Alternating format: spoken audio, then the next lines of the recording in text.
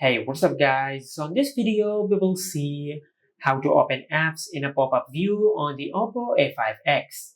Now to do that, just open Settings, then tap on Accessibility and Convenience. From here, just tap on Smart Sidebar, then enable the toggle for Smart Sidebar. And once you do that, a small bar will appear at the side of the screen.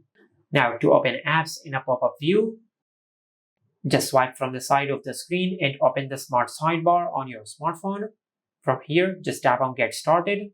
After you open the Smart Sidebar on the screen, just tap on All Apps. And from here, just select any app which you want to open in a pop-up view.